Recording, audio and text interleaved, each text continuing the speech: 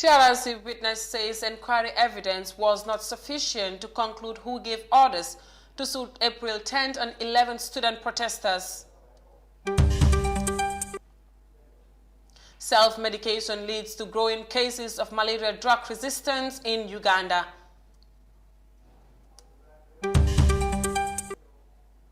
And table fountain gives another blow to local virus hit tourism sector in South Africa. These and more coming on the World Today. Stay with us.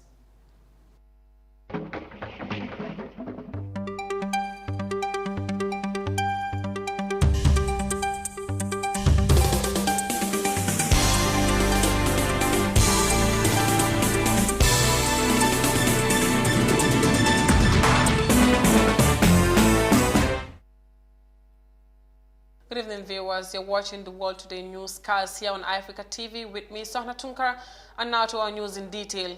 In an earlier dispatch, the Office of the President says President Adama Barrow will travel to Freetown on Monday, April 26, 2021, as a guest of honor at the 60th Independence Anniversary of the Republic of Sierra Leone. The visit, according to the statement, comes at the invitation of His Excellency Julius Maada Bio, President of Republic of South Sierra Leone. President Barrow's visit will further strengthen the already cordial ties between the two sisterly countries, the statement added.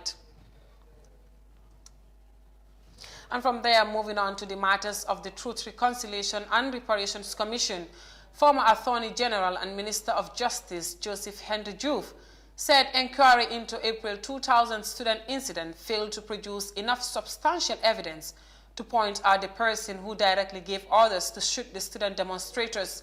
Counsel Juve, who was also president of the Gambia Bar Association, made these remarks in his testimony before the Truth Commission on Monday. Details in this report. The 10th April 2000 student massacre was the killing of 14 people by Gambian police officers and soldiers at a student protest in Banjul. The protest came as a result of two separate incidents: the beating to death of secondary school student Ibrahim Barry by firefighters, and the rape of a 13-year-old girl by a uniformed police officer. Lack of thorough investigations in both incidents triggered the student demonstration. Testimonies of witnesses before the Truth Commission appeared to show that the orders to shoot the demonstrators came from the state. The former president of the Gambia Bar Association, who was also a member of the Commission of Inquiry into Public Disturbance of 10th and 11th April 2000, Joseph Henry Juve, said in their investigations there was not enough substantial evidence to point out the person who directly gave the orders. The evidence we had was not sufficient to pin liability on any other person at the time, really. Because people, if somebody comes in and says, X did this, Y said this, we were very, very apprehensive of any political motive or other motive, and so we felt we were safe to consider evidence, hard evidence, on the ground at that time. A government-sanctioned commission of inquiry under Chief Justice Felix Lattey concluded that police intervention unit officers were likely responsible for carrying out the shootings and recommended compensations be made to the victims. According to him, President Jammeh refused to adhere to the recommendations made. And when the cabinet paper arrived at cabinet, and I took it through, I read through it and led cabinet on it, the overwhelming number of cabinet members just stood up and said, yes, we should do it. We should compensate them. But the president said no. In January 2001, the government announced that it disagreed with the Commission's recommendations and that nobody would be prosecuted. To Joseph Henry Juve, the government failed to prosecute the perpetrators for security reasons. I believe they rely on national security reasons to say if they started doing that, it would not be good for the security forces. It would demoralize some of them and would create all kinds of disharmony. So because of that, they didn't want to charge any of them at all. Following the shooting, The government denied allegations that President Yahya Jammeh had given the order to shoot the students, saying Jammeh was in Cuba for a summit. The government instead issued a statement blaming the students and closed all schools for several days. In 1992, Joseph Henry Diouf became vice president of the African Bar Association, and in 1998, he became president of the same organization. From 1998 to 2001, he also served as president of the Gambia Bar Association and later as Attorney General and Minister of Justice of the Gambia from 2001 until his resignation in 2003. Khadijatu Seka, iAfrica News. By our reporter Khadijatu Seka, we move on. As the road linking Taboko to Nema Junction to Costa Road is undergoing construction, businesses operating along the road are left to serious uncertainties. This is due to the prolonged work that is nearing 4 months, showing little sign of completion. Business as well as drivers are no longer patient with the duration of the construction process. Hundreds of cars ply along the Latrikunda-Tabokota road that leads to the Costa Road Highway on a daily basis, hence the demand for a good feeder road. This road under construction is one of the busiest in town, with so many business centers stationed on every space. However, with the road rehabilitation exercise that began some 3 months ago, most of the business operators are disgruntled over the unexpected longevity of the work in progress. We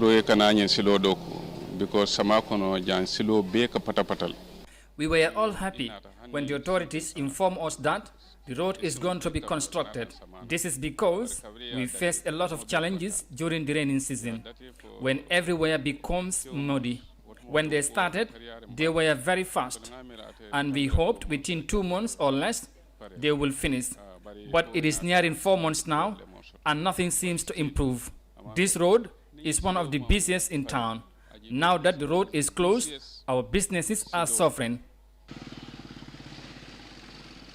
The situation at hand stretches to even commuters that use the road to run their daily errands, as most of the drivers are not willing to face the current diversion challenges, hence resulting in scarcity of vehicles in the affected areas.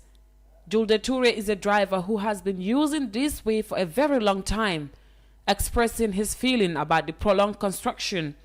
Drivers like him are compelled to use different streets that are either filled with stagnant water or sandy and bumpy holes. We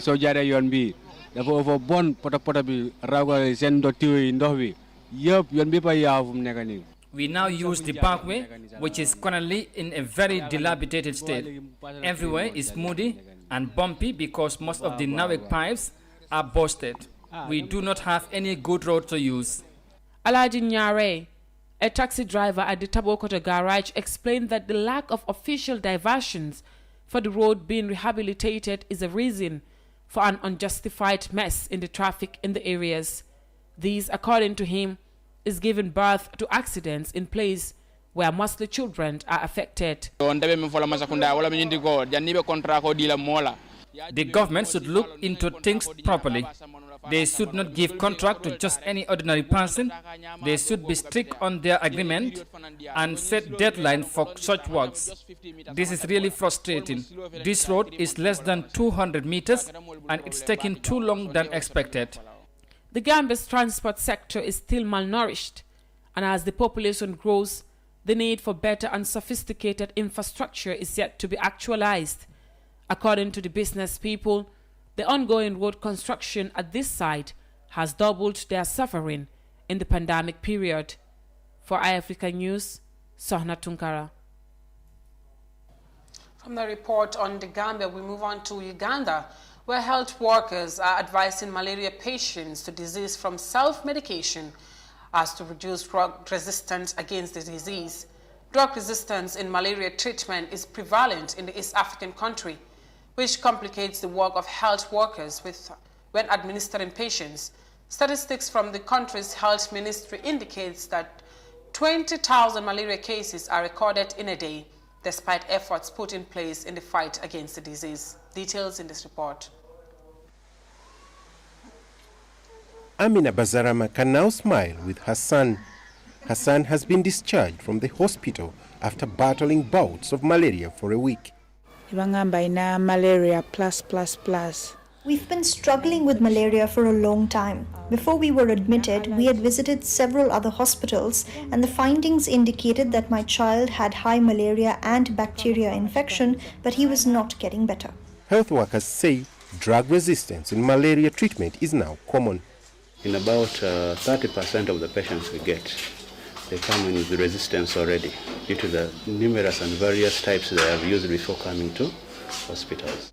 A similar concern has also been highlighted in a recent Lancet report which showed that drug-resistant malaria is gaining a foothold in Africa. Ugandan health workers are now discouraging patients from self-medicating so as to reduce incidences of drug resistance. Self-medication is the biggest complicator of all treatments that we give. So we strongly advise patients or people when they have signs and symptoms of malaria that at least they can come and have a test done. Figures from Uganda's health ministry show that the country registers 25,000 cases of malaria per day. Doctors here say they treat 20 patients daily suffering from malaria. They are now encouraging the locals to use preventive measures like mosquito nets. The government is now promoting outdoor residue spraying and distribution of treated bed nets to keep the disease at bay. Mosquito themselves, there are still plenty. So we are calling upon the people, let's try and work on the water lodges, your environment. If there are bushes, clear the bushes. If there are water lodges in the compound, make sure there are no water the water drainages are clear. If at all your house has got windows, and in the evening you close the windows so that mosquitoes not enter into the house, and you sleep under the mosquito net. Through a campaign dubbed Under the Net, the government has so far distributed over 27 million treated bed nets. Health workers are now hoping that this and many other initiatives will help Uganda become malaria-free. We will now go with a short commercial break and the news continues. Stay tuned. The pride we take in our brand, the work we put into constantly change the landscape and elevate real estate in the Gambia, it's compared to none. From inception, our goal was to add value to the beautiful Gambian landscape. That's why we are proud innovators of community estates. Kololi Sands is an exceptional piece of work, tailored for ultimate convenience and luxury, to bring you an element of finesse that is rare but unique in its own. This is also our pride and joy, and we welcome you to the exquisite beauty right here in Kololi and right here on the waterfront. Kololi Sands, feel the ocean breeze at your doorstep.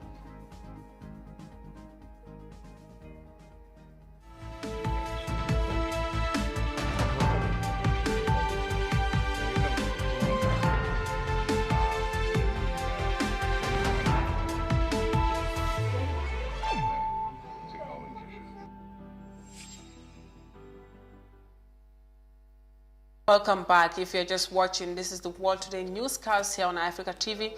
And to the rest of our stories. The Table Mountain National Park is among the valuable places ravaged by the wildfire outbreak that caused several damages in the city of Cape Town.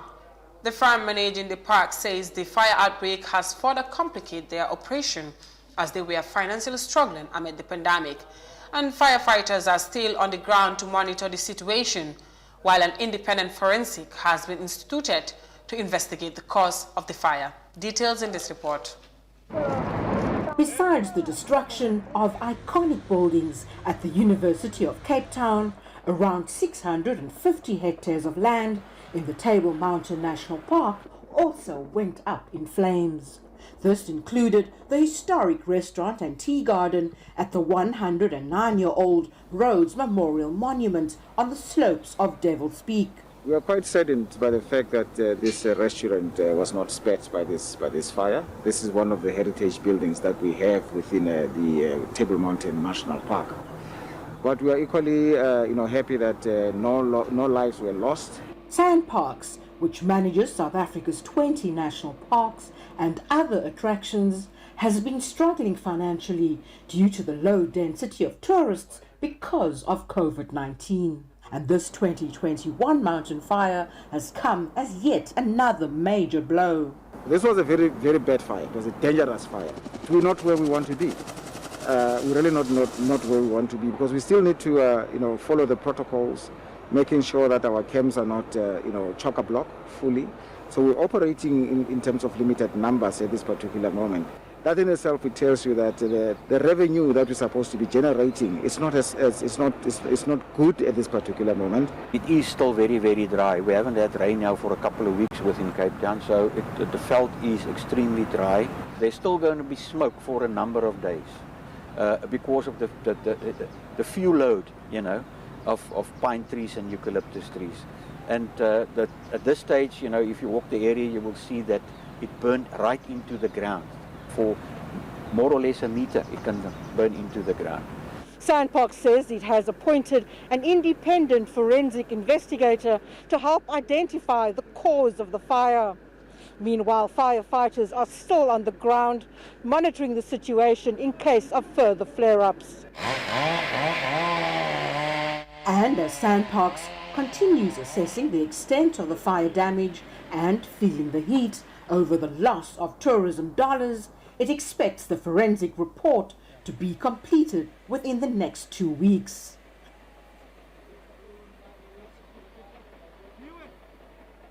Moving on, still on South Africa, poultry farmers have expressed concern over avian influenza outbreak, which have started affecting their productivity. The H5 strain of the virus is confirmed in one of the country's farms, which is put under quarantine as part of efforts to contain the virus. And few neighboring countries, including Mozambique, have suspended poultry production from South Africa, which could affect the level of production if measures are not put in place. The avian influenza was detected at an egg-producing farm in Gauteng. Samples tested positive for the H5 strain of the virus, which is similar to the outbreak that occurred in 2017. The farm has been placed under quarantine after around 300 birds were culled. Poultry meat is not affected at this point in time. They don't have the outbreak on a broiler farm. It's on an egg farm. This particular farm of 240,000 hens represents less than 1% of the national flock of egg-laying hens in South Africa. 3 neighboring countries have already banned poultry products from South Africa. This includes Mozambique, which relies on 70% of its egg supply from South Africa. It's most unfortunate that they have imposed an outright ban, unlike Namibia, in our opinion, who's been the most sensible of all, in that they have banned products from a particular, what they call a compartment or an area where surrounding this farm that was diagnosed with HPAII. So the rest of South Africa for Namibia is still open to export to. Test results have shown that the flu is highly pathogenic and can spread. Risks that it actually presents in my space is that if it actually is not contained within the area that it actually broke out in, and it manages to get to my farm, then it could in turn affect my investment. In January, Sibanda discovered that a common respiratory disease was affecting her flock, resulting in crippling losses to her new operation. I had a batch of about 2,500 chickens, and out of the 2,500 chickens, we lost about 900 chickens in a space of 2 weeks. And at some point we had to, as an entrepreneur, I had to come to a point where I had to make a decision. What do I do, especially with the older birds? Because as you know, with older birds, you can't really cure them. So you have to decide, okay, do I stop administering medication and slaughter 1,000 birds? Who am I going to sell 1,000 birds to as a small scale farm? I had to slaughter those birds, and luckily, we managed to contain the actual disease, and we had to tighten up our biosecurity. Poultry exports fell 20% after the last outbreak in 2017. The industry has recovered since, with exports to SADC countries pushing 54,000 tons in the last year.